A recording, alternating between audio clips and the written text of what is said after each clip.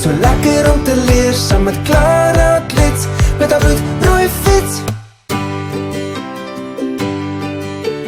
Klara Klets met haar bloedrooi fiets.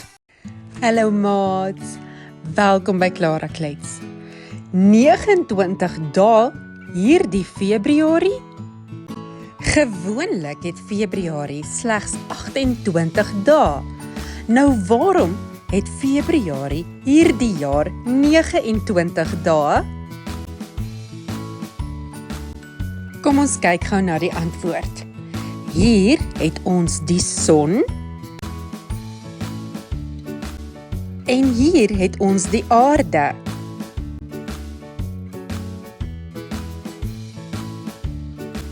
Die aarde is sowat 150 miljoen kilometer van die son af.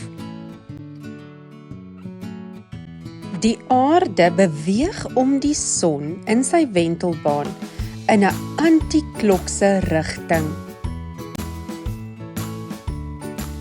Een volledige ronde om die son neem die aarde 365,25 dae.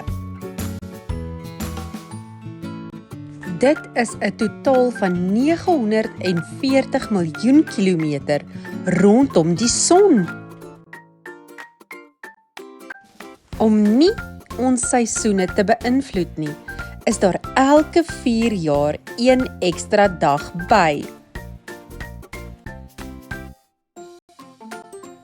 Dit is 29 Februarie, wat slegs elke 4 jaar kom. Beteken dit dat mense wat op 29 Februarie verjaar, net elke 4 jaar 'n verjaarsdag het? Ons noem hierdie dag die 29ste Februarie Skrikkeldag.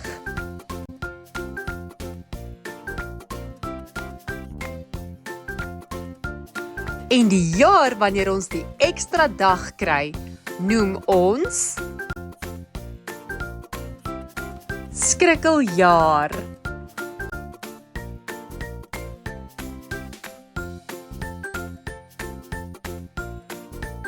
Ek het nooit geweet, dis so lekker om te leer saam met Klara Klets met haar bloedrooi fiets.